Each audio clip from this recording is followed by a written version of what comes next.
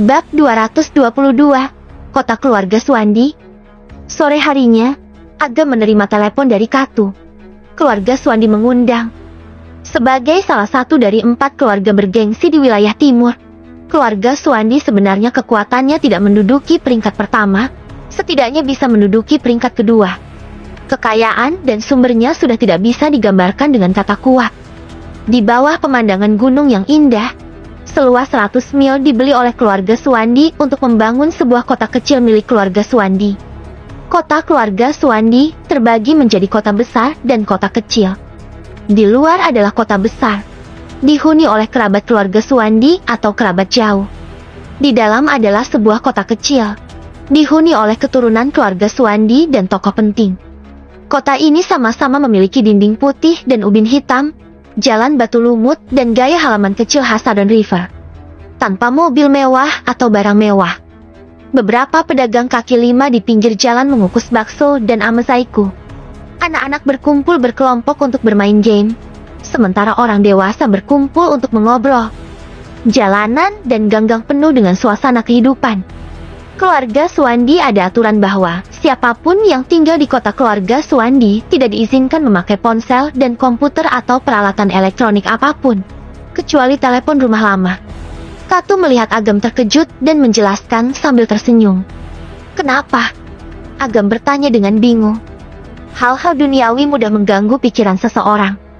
Dengan melarang semua benda hiburan ini, mereka akan punya waktu ruang untuk mempelajari ilmu pengetahuan dan belajar berpikir. Ini sangat penting bagi seseorang, bahkan lebih penting bagi sebuah keluarga untuk bertahan untuk waktu yang lama. Terdengar suara tawa dari belakangnya. Heru datang dengan wajah tersenyum. Mendengar ini, Agam tidak tahan mengeluh.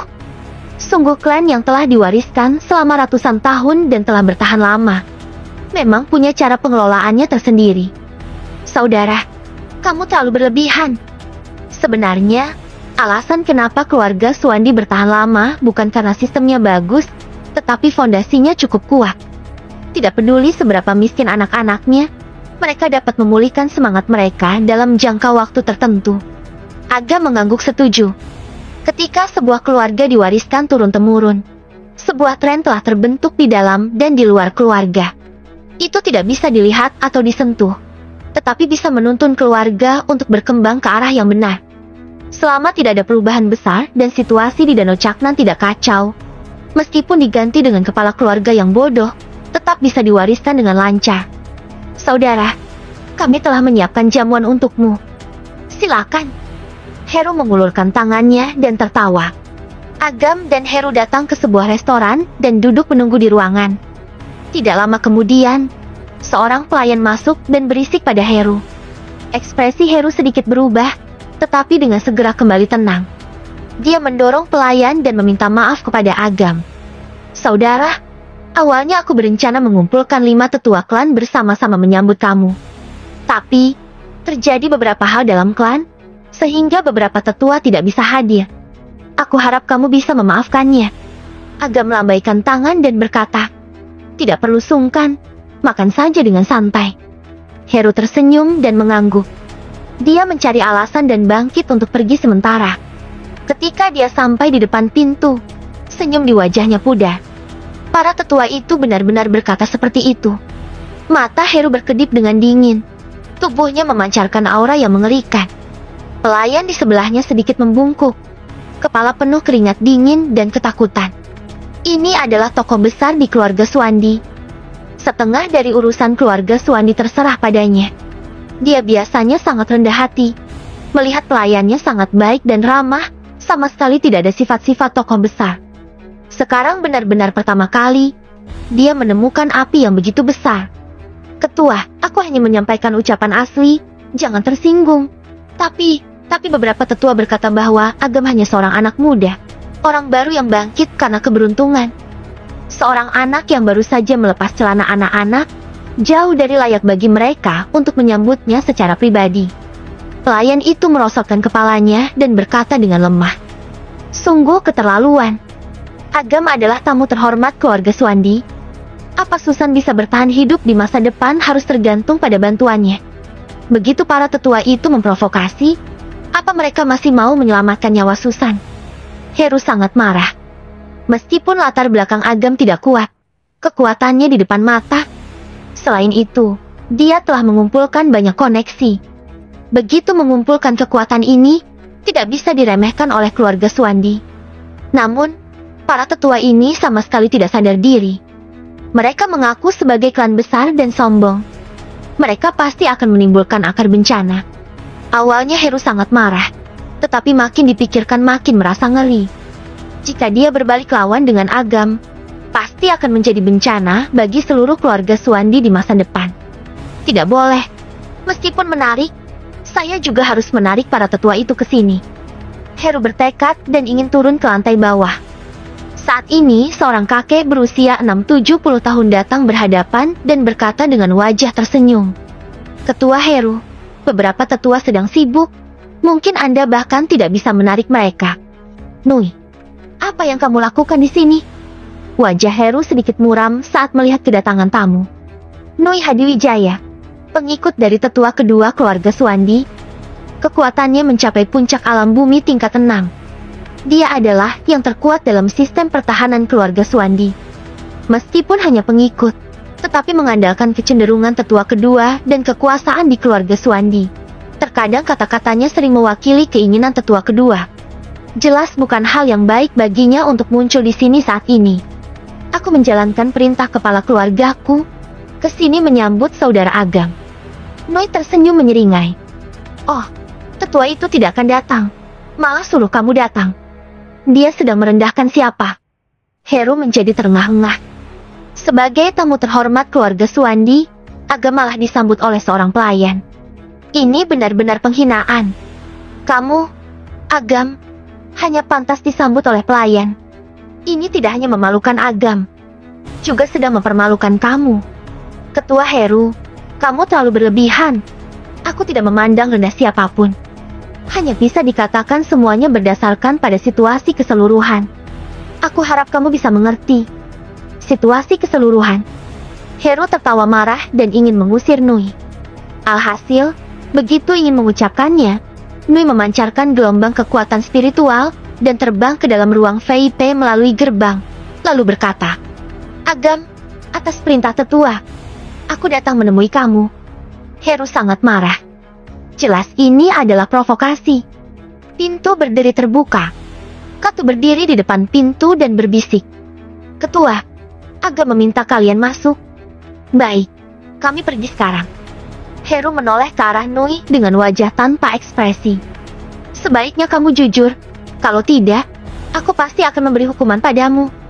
Dalam ruang VIP. Begitu Nui masuk, tatapannya jatuh pada Agam. Meletakkan kedua tangan di belakang punggungnya dan berkata dengan bangga. Agam, aku diperintah tetua kedua ke sini. Aku bisa mewakili tetua kedua. Kenapa kamu masih duduk ketika melihatku? Bukankah seharusnya kamu berdiri dan menyambutku? Agam mengangkat alisnya. Datang mencari masalah. Heru langsung marah, tetapi dia tidak ingin marah di depan Agam. Sehingga dia menahan amarah dan berkata dengan senyuman palsu. Nui, orang di Danau Caknan tidak menghiraukan aturan kecil dan menghormati yang kuat. Kamu bisa mengucapkan kata-kata ini kepada orang lain, tapi terlalu memalukan untuk dikatakan kepada saudara Agam. Lain kali jangan mengatakannya lagi. Agam tersenyum dan berkata, Ketua Heru, kamu tidak perlu sungkan. Bagaimanapun, aku hanya ingin makan dan mengobrol denganmu kali ini. Sedangkan apakah orang lain datang atau tidak, tidak masalah. Lagi pula, kita boleh dirusak kesenangannya oleh pelayan. Heru mengembuskan napas lega. Dia pikir Agam akan tersinggung. Tidak sangka dia begitu lapang dada. Saat ini, lubuk hatinya makin mengagumi Agam. Nui menyipitkan mata. Mandat yang dia terima adalah membuat Agam marah, agar dia bisa mengambil kesempatan untuk menyerang. Tidak sangka Agam tidak marah. Ini di luar dugaannya. Aku sangat setuju denganmu. Kamu harus menjaga suasana hati yang baik dalam segala hal agar bisa melakukan sesuatu dengan lancar dan menguntungkan. Tidak boleh membiarkan beberapa hal sepele merusak suasana hati kita. Misalnya, kamu dan mantan istrimu bercerai. Tidak perlu mengingat hal-hal sepele seperti itu. Nui tersenyum. Bab 223, kenapa kamu muntah darah? Mata Agam tampak dingin. Apa kamu menyelidikiku? Nui berkata sebagaimana mestinya. Tidak semua orang bisa masuk ke kota keluarga Suandi. Sebelum itu, tentu saja kami harus melakukan penyelidikan. Kenapa? Kamu tidak senang? Heru berkata dengan marah. Siapa yang suruh kamu menyelidikinya? Tetua kedua? Atau orang lain? Kalau kamu tidak terus terang, aku akan melaporkan hal ini kepada Patriark dan mengadakan rapat inti keluarga. Aku mesti mencari tahu orang ini. Senyum Nui membeku. Rapat inti keluarga hanya akan diadakan ketika terjadi perubahan yang sangat serius dalam keluarga. Membuat keputusan besar atau mengusir mata-mata tertentu. Selama 20 tahun terakhir hanya diadakan sebanyak 4 kali dan setiap kali adalah masalah besar. Heru sebagai ketua keluarga Suandi sepenuhnya memenuhi syarat untuk mengadakan konferensi ini. Jika berita terkirim, jangankan dia, bahkan tetua kedua pun tidak bisa menahannya. Ketua Heru tidak perlu gembar-gembor karena pelayan. Ujar Agam sambil tertawa. Dia tidak akan sengaja menginjak mati seekor semut. Tetapi dia akan ingat Nui dan tetua kedua di belakangnya ini. Dia akan memberi pengajaran kepada mereka ketika ada kesempatan. Melihat Agam tidak bersuara, Nui secara tidak sadar menghela napas lega. Namun, setelah dipikir-pikir, dalam hatinya merasa kesal. Seorang pemuda yang tidak berkuasa, mengandalkan pengaruh dirinya yang kuat, ternyata menginjak di kepala dirinya. Sungguh keterlaluan. Tampak kekejaman dalam mata Nui. Dia menunjukkan senyuman dan mengulurkan tangan kepada Agam. Ini pertama kali kita bertemu. Bagaimanapun, kita harus berjabat tangan dulu. Ini juga niat aku atas nama tetua kedua. Saudara Agam. Heru melihat ada sesuatu yang aneh. Saat dia ingin mengingatkannya, Heru sudah mengulurkan tangan untuk memeluknya. Ketika kedua tangannya saling menyentuh, Nui tersenyum dingin. Kekuatan spiritual yang kaya di tubuhnya yang sudah berkumpul dan mengalirkan kepada Agam pada saat ini. Serangan habis-habisan dari alam bumi tingkat 6 sudah cukup untuk mematahkan meridian di tubuh seseorang alam bumi tingkat awal. Dia ingin langsung melumpuhkan Agam. Sayangnya dia ketemu orang hebat. Ketika kekuatan spiritualnya yang kuat mengalir ke tubuh Agam, masih belum sempat melakukan penghancuran, langsung ditahan oleh Agam dengan mudah. Bagai Agam, alam bumi tingkat 6 memang terlalu lemah. Apalagi dia sudah menjadi alam bumi tertinggi. Meskipun alam bumi tingkat 9 juga tidak bisa menyakitinya sedikit pun, apalagi tingkat 6 yang kecil. Seperti sebuah batu kecil yang terlempar ke lautan luas dan tidak bisa menimbulkan gelombang sekecil apapun. Agam menghela napas secara diam-diam. Terlalu lemah. Sehingga dia bahkan tidak ada niat bertindak. Asalkan dia berniat. Meskipun tidak mengerahkan kekuatannya, dia bisa menghancurkan Nui dengan kekuatan ilahinya. Meskipun Nui layak mati, bagaimanapun juga sini adalah kota keluarga Suandi. Apalagi Nui tampaknya seperti orang kepercayaan tetua kedua. Jika langsung membunuhnya, tidak masalah bagi dirinya, tetapi akan membawa masalah bagi Heru. Memikirkan hal itu, Agam membatalkan niat membunuhnya. Nui tidak tahu bahwa dirinya cukup beruntung telah selamat dari maut, masih menunggu Agam mati muntah darah. Alhasil, setelah beberapa detik, Agam tidak ada reaksi sama sekali. Ini membuat dia sangat bingung. Namun, tentu saja dia tidak memikirkan kekuatan Agam, melainkan berpikir bahwa dirinya telah meleset, sehingga sekali lagi mengerahkan tenaga dan mengalirkan kepada Agam. Berjabat lagi. Agam tersenyum dingin dan segera membalas. Nui hanya merasakan kekuatan besar memancar keluar dari tubuh Agam, menyerang ke dirinya melalui lengan. Nui terkejut dan segera mengerahkan kekuatannya untuk menghalangnya. Namun, dia secara kaget menemukan bahwa pertahanan dirinya sangat rentan terhadap serangan Agam, sangat mudah dijebol. Efek FT. Organ tubuh Nui sepertinya tergeser, seluruh meridian serta tulangnya diserang dengan keras. Dia hanya merasakan manis di tenggorokannya. Aliran darah menyembur keluar. Dia tersandung ke belakang 2 langkah dan menabrak kursi. Dia bersamaan kursi jatuh ke lantai dan menatap Agam dengan kaget. Dia adalah orang yang terkuat di alam bumi tingkat 6. Ternyata dikalahkan oleh junior di depannya ini dengan mudah. Bagaimanapun, dia tidak bisa menerima hasil seperti ini. Namun, Faktanya dia bukan tandingan Agam. Heru melihat pemandangan ini dan muncul senyuman yang mendalam di wajahnya. Meskipun dia tahu bahwa Agam sangat kuat, kekuatan Nui tidak bisa mencederainya. Tetapi dalam hatinya sangat mengagumi Agam saat melihat dengan matanya sendiri. Selain itu, kekuatan Nui berada di puncak alam bumi tingkat 6. Agam bisa mengalahkannya dengan satu serangan. Hal ini berarti kekuatan Agam setidaknya alam bumi tingkat 7. Dengan begitu, Nona Susan dapat diselamatkan. Nui, kenapa kamu tiba-tiba muntah darah? Tanya Heru dengan sengaja. Aku gagal melatih dalam beberapa waktu lalu, sehingga punya sedikit luka dalam. Mungkin kambuh lagi. Sehingga Nui segera mencari alasan dan menahan rasa sakit yang parah di sekujur tubuhnya untuk bangun. Kalau kamu cedera, cepat pulang saja. Jangan mengganggu aku melayani saudara Agam di sini. Iya. Nui menekan rasa ingin muntah darah dan segera meninggalkan ruang VIP itu. Nui tidak pergi jauh. Pertama-tama, dia memulihkan diri di sebuah gang kecil, lalu pergi ke kedai kopi yang tak jauh dari sana. Ruangan VIP di lantai 2 kedai kopi. Dua orang tua itu sedang bermain catur. Orang tua di sebelah kiri berpakaian putih dan memiliki semacam gaya abadi. Jika Agam berada di sini, dia pasti bisa mengenali bahwa orang ini adalah sang tabib. Di sebelah kanan adalah seorang pria tua tinggi dan kurus, mengenakan jubah lengan berbingkai emas, dengan tulang pipi sedikit tinggi dan mata ramping. Dari wajahnya tampak sedikit kejam. Tetua kedua keluarga Suandi, Brian Suandi. Nui sedikit membungkukkan tubuhnya dan berdiri di pojok, tidak berani bersuara dengan kepala tertunduk. Aku suruh kamu pergi menghibur orang. Kenapa bisa berakhir seperti ini? Brian meletakkan bidak catur dan berkata dengan nada dingin. Nui menggigil dan segera maju 2 langkah. Tetua kedua, aku orang itu bukan orang baik. Jadi aku mengujinya. Akibatnya, aku terjebak olehnya secara tidak waspada. Alhasil, mampu mencederai kamu seperti ini. Apa orang itu sangat kuat? Tidak, tidak, tidak, tidak kuat.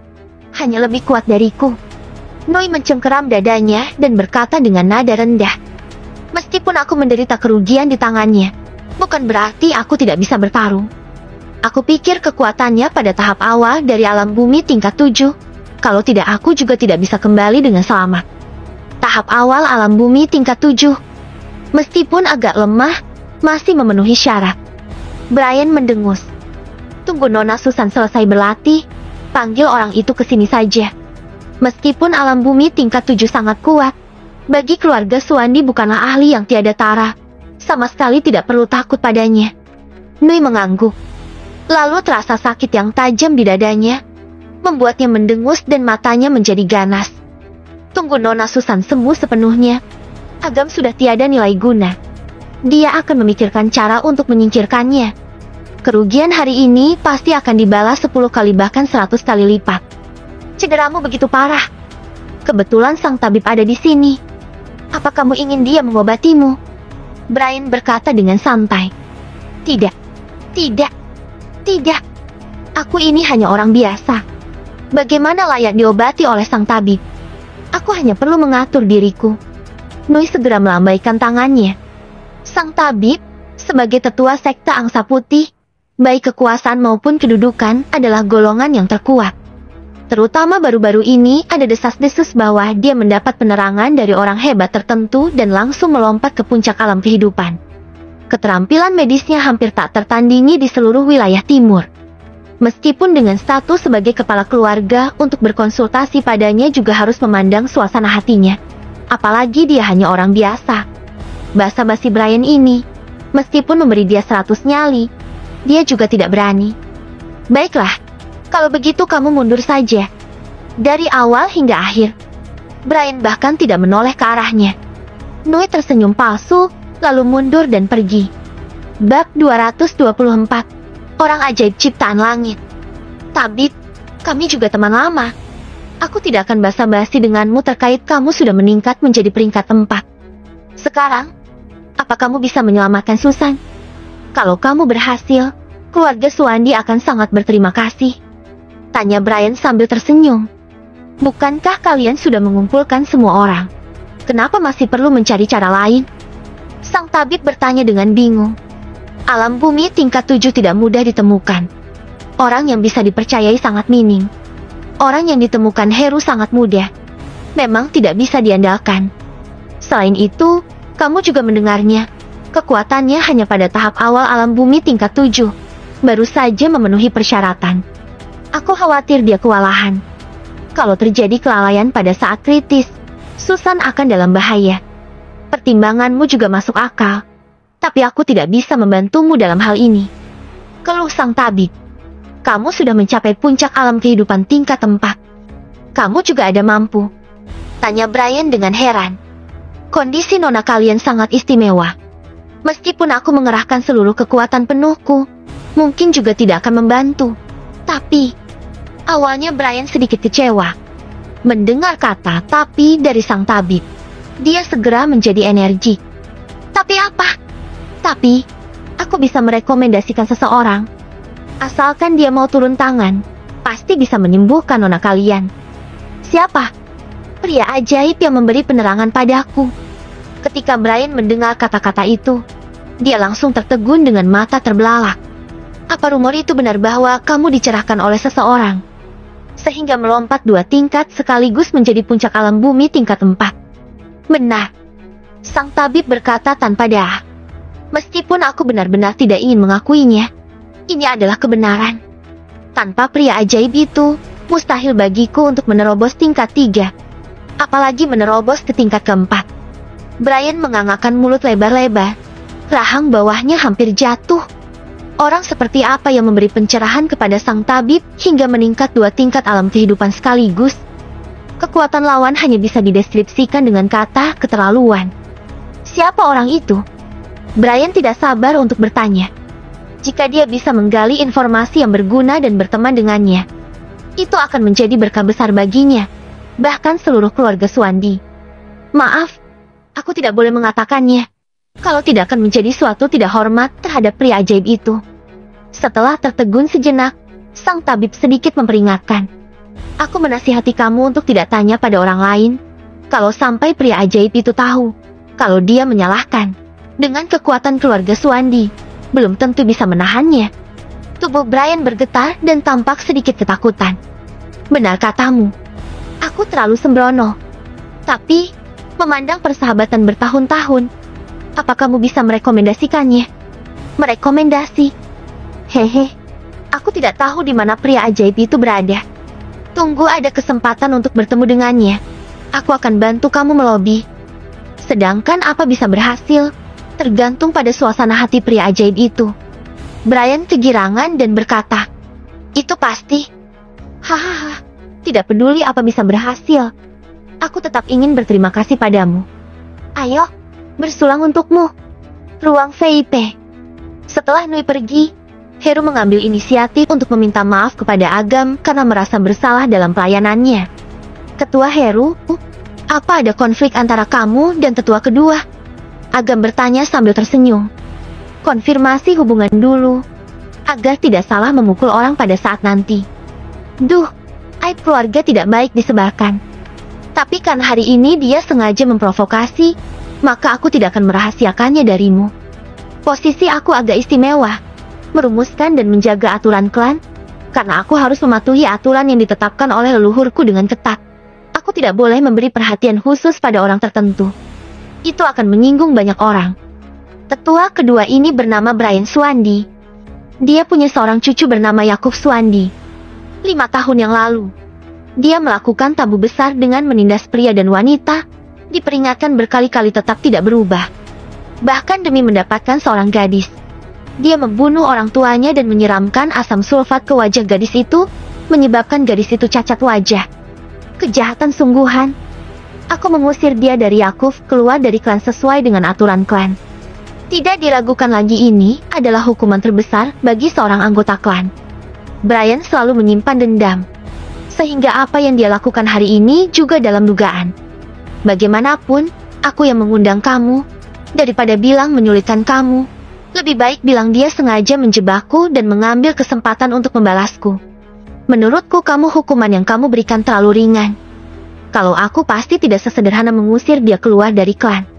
Agam mendengus. Siapa bukan bilang seperti itu? Tapi tidak berdaya. Aku hanya bertanggung jawab untuk masalah di dalam klan. Mengusir dia keluar dari klan adalah batas kekuasaanku. Hero menggelengkan kepalanya tanpa dah. Setelah tertegun, dia mengubah topik pembicaraan dengan tersenyum. Saudara Agam, aku dengar bahwa akhir-akhir ini kamu akan beruntung besar. Maksud kamu tambang emas di Gunung Cayan? Agam berkata tanpa dah. Aku sedang mengkhawatirkan hal ini. Kelihatannya sangat menguntungkan, tapi sangat memprihatinkan. Aku tidak berpikir bisa menelan semuanya. Masa lalu memang tidak bisa, tapi kelak tidak perlu khawatir lagi. Hari ini mengundang kamu ke sini justru mau memperkenalkan kamu kepada seseorang.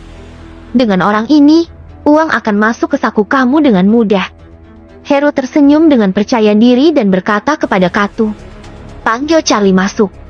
Ketika Katu kembali, dia diikuti oleh seorang pria parubaya yang memegang laptop. Pandangan pertama pada pria ini, Agam merasa tidak asing, seolah-olah pernah melihatnya di suatu tempat. Setelah memikirkan dengan cermat, tapi tidak bisa menyebutkan namanya. Saudara Agam, izinkan aku memperkenalkan orang ini kepadamu. Namanya Charlie Watt. Dia adalah Menteri Perdagangan keluarga Swandi.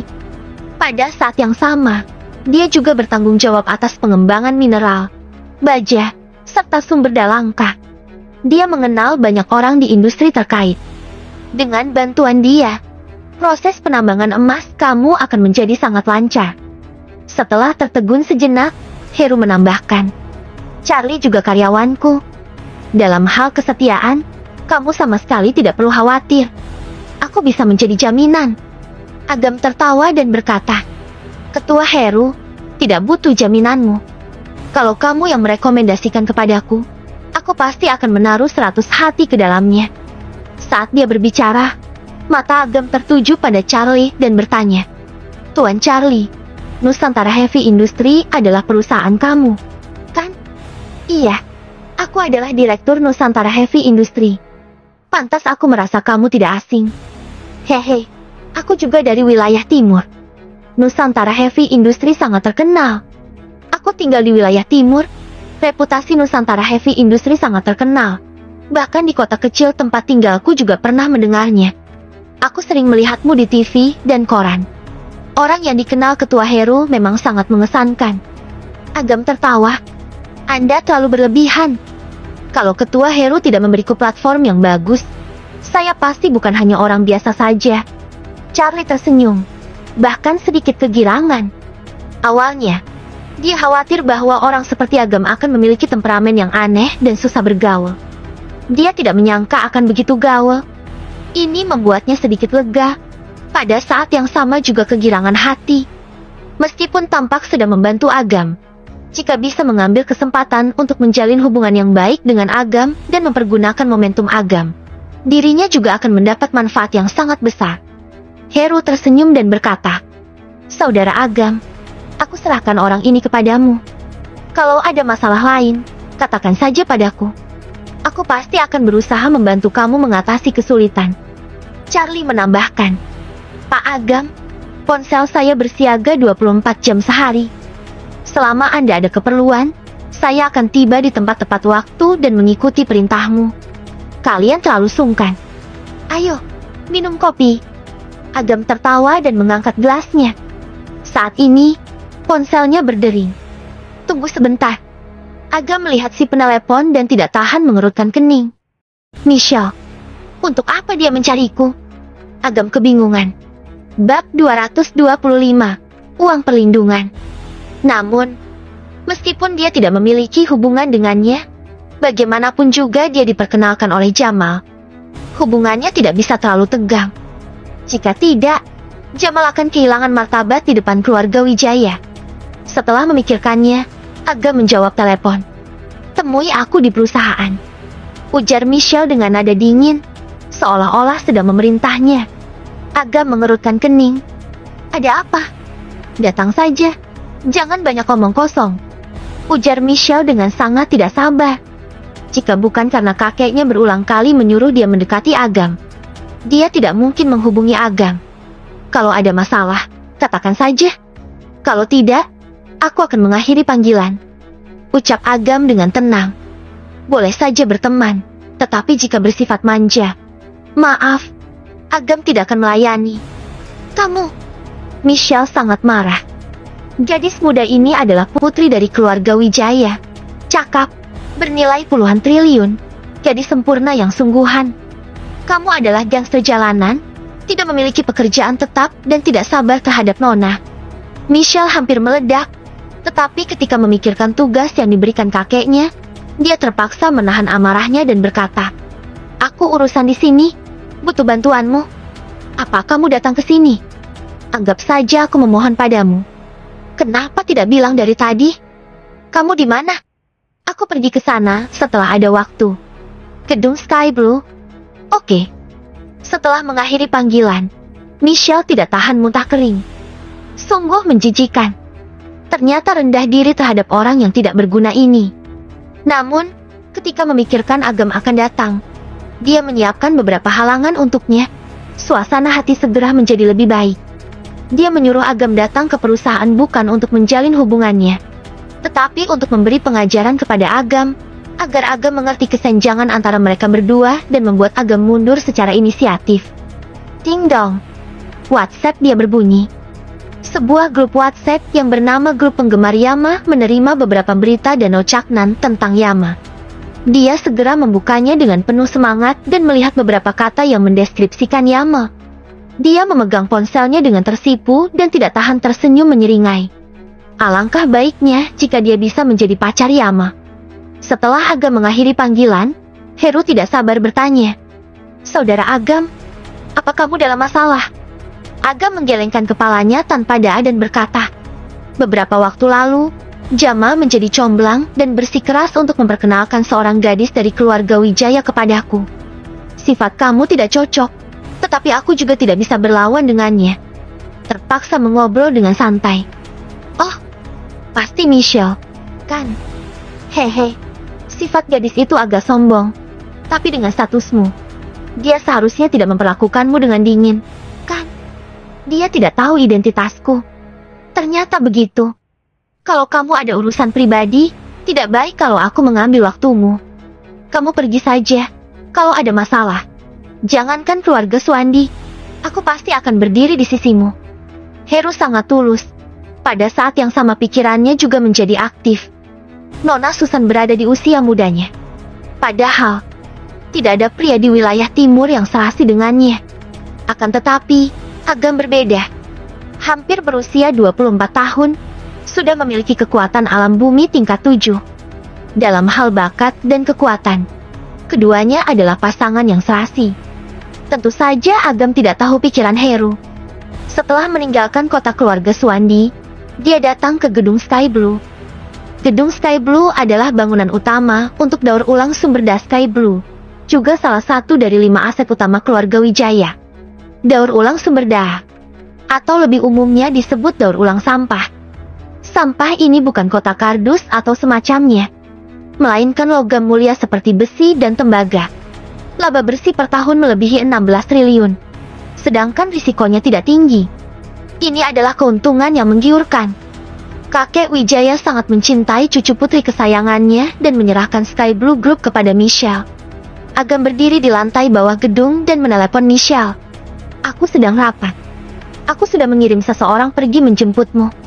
Kamu ikut dia saja."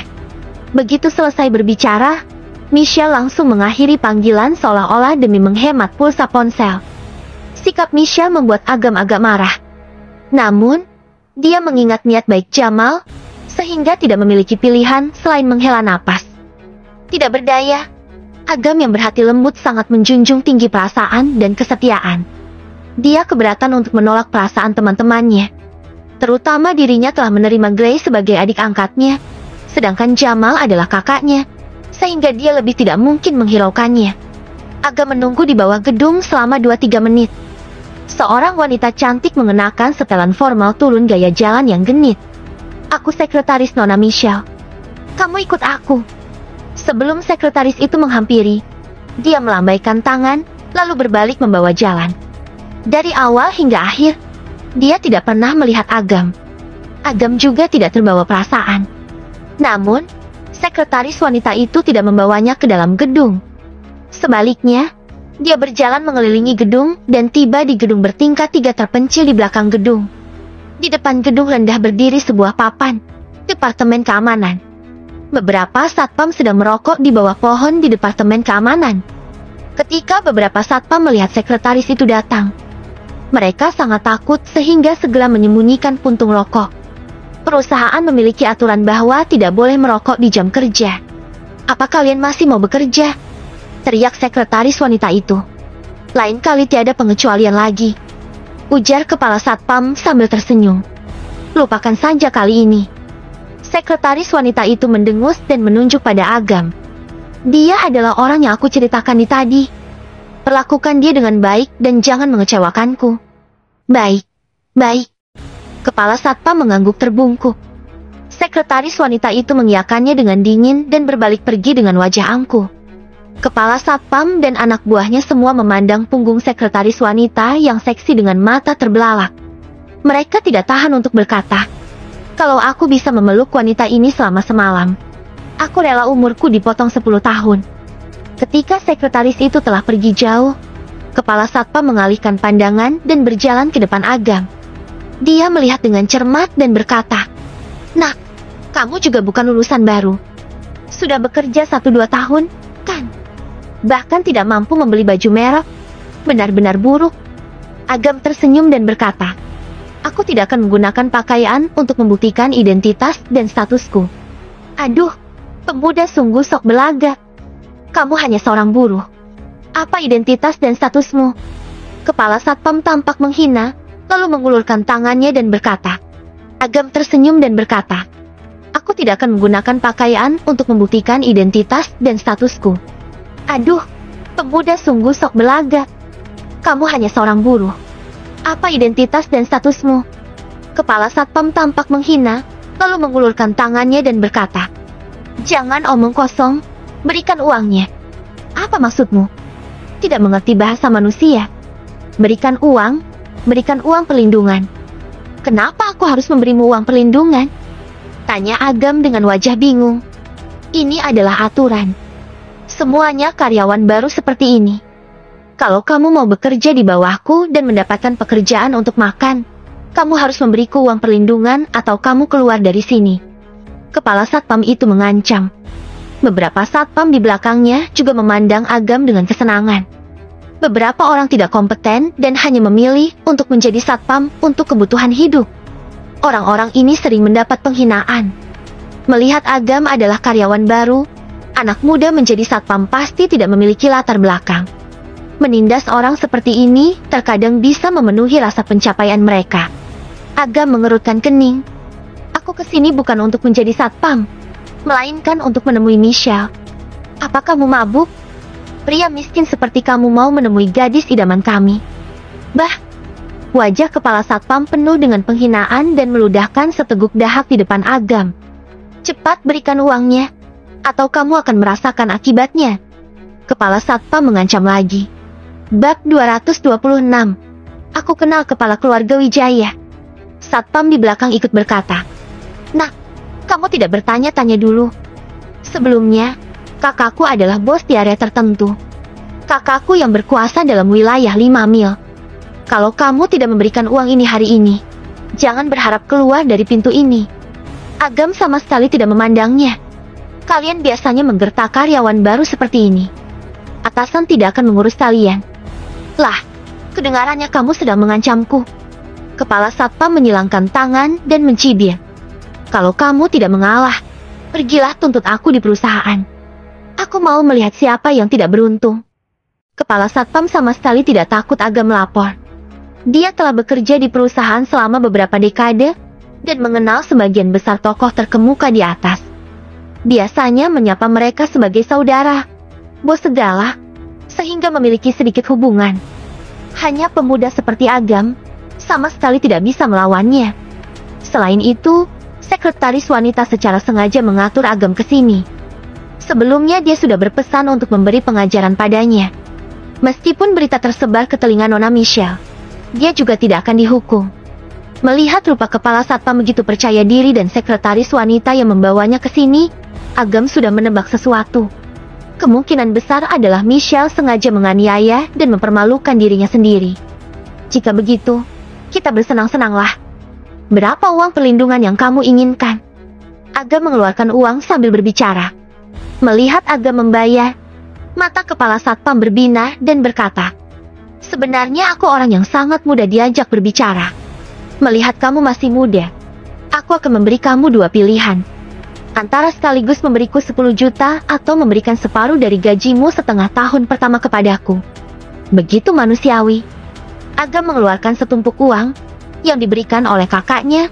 Konon katanya, sebagai pria harus mengisi uang di sakunya ketika bepergian keluar. Dengan begitu, saat mengurus sesuatu akan lebih tegas. Melihat uang yang dikeluarkan oleh Agam, setidaknya ada 20 juta. Kepala satpam itu serakah. Saat ingin menyambut uang itu, Agam segera menyimpan uangnya. "Sebelum memberikan uang, aku mau bertanya satu hal dengan jelas. Kalau aku memberimu uang perlindungan, apa kamu akan melindungiku?" "Tentu saja, jangankan di Sky Blue Group. Dalam jangkauan 5 mil, kalau kamu ketemu masalah, sebut saja namaku." Kepala satpam yang serakah akan uang di tangan Agam berani berbual apa saja. "Tidak boleh. Aku sudah membayar uang perlindungan. Kalau aku menyinggung seseorang di luar jangkauan 5 mil, bukankah uang yang aku berikan percuma?" Agam menggelengkan kepalanya berturut-turut. Kepala satpam dan anak buahnya tercengang. Apakah anak ini bodoh?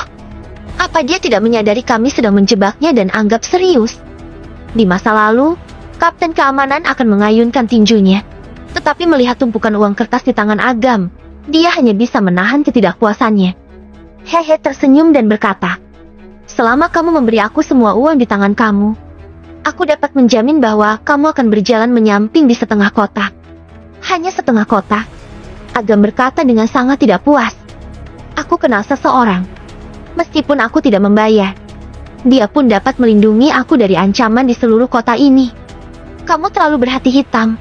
Lebih baik aku tidak memberikan kepadamu." "Sial." Kepala satpam sangat marah. Dia ingin mengayunkan tinjunya, tetapi ditahan oleh anak buahnya. "Pak, demi uang, bersabarlah. Tidak terlambat untuk mengerjakan dia setelah mendapatkan uangnya." Kepala satpam diyakinkan. Dia menahan amarahnya dan berkata dengan nada rendah, "Siapa orang yang kamu katakan? Berikan nomor ponselnya padaku. Biar aku buktikan padamu." "Apa yang namanya kakak? Lupakan saja. Kamu tidak bisa menanganinya." "Siapa orang itu?" "Kakek Nona Michelle, yaitu kepala keluarga Wijaya." "Kakek Nona Michelle." Kepala satpam terkejut dan segera tertawa terbahak-bahak bersama anak buahnya. Kakek Nona Michelle adalah tokoh terkemuka di seluruh wilayah timur. Pemuda miskin ini mengaku dirinya mengenal dia. Otak bocah ini jelas tidak normal. Memikirkan hal itu, kepala satpam langsung mengulurkan tangan dan berkata, "Jangan omong kosong. Berikan aku nomor ponselnya, biar aku bicara padanya."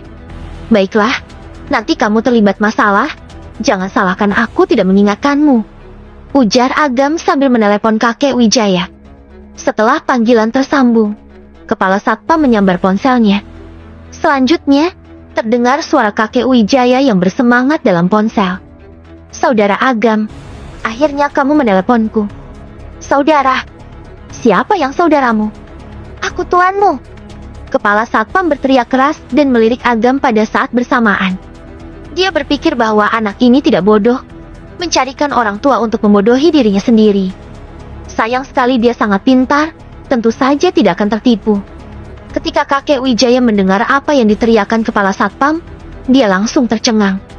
Meskipun dalam hatinya sangat marah, dia tetap bertanya dengan hati-hati. "Dengan siapa ini?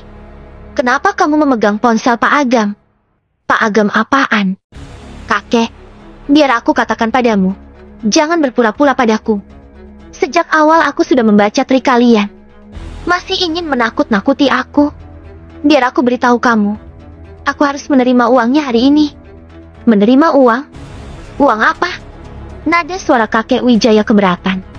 Dia tahu ada yang tidak beres. Tentu saja uang perlindungan.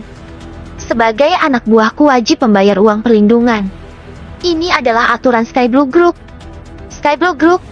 Kamu karyawan Sky Blue Group? Iya, aku kepala satpam. Kenapa? Kamu mau mengerjaiku? Hei, pemuda ini juga sangat menarik. Katanya kamu adalah kakek keluarga Wijaya. Sungguh lucu. Kalau kamu adalah kakek Wijaya, aku adalah leluhur keluarga Wijaya. Kepala satpam berteriak. Pada saat yang sama, dia juga membangun prestis di depan anak buahnya. Kelak bayar uangnya dengan taat dan jangan macam-macam. Jika tidak, anggota keluarga Wijaya datang pun aku tidak takut. Kakek Wijaya tidak marah karena kata-kata ini. Bagaimanapun, dia adalah kepala keluarga Wijaya. Sama sekali tidak akan ambil hati dengan kata-kata kepala satpam, apalagi memandangnya. Hanya saja mendengar maksud dari kepala satpam. Kepala satpam tidak hanya memeras Agam, tetapi juga menggunakan identitas karyawan Sky Blue Group miliknya untuk memeras. Itu akan menjadi masalah besar. Kakek Wijaya menguras pikiran untuk menyenangkan Agam dan membangun hubungan dengan Agam. Jika dikacau oleh kepala satpam ini, dia benar-benar akan menjadi gila. Kalian di mana?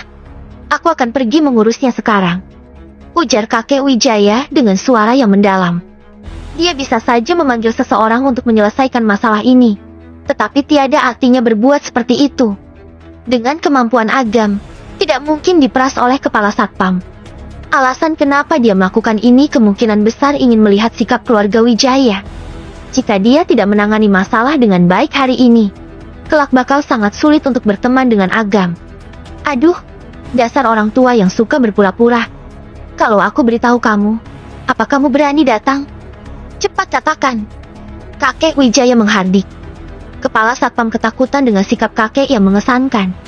Kemudian dia tersentak dan berpikir bahwa dirinya terlalu banyak pikir, sehingga berusaha berkata dengan tenang.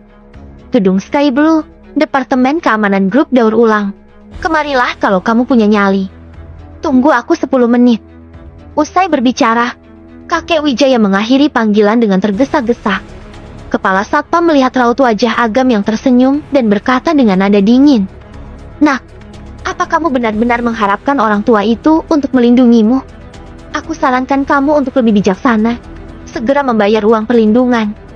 Kalau tidak, ketika suasana hati aku sedang buruk, maka tidak bisa diselesaikan dengan uang belasan juta. Agam terlalu malas untuk berbicara. Dia hanya menunggu pertunjukan yang bagus selanjutnya.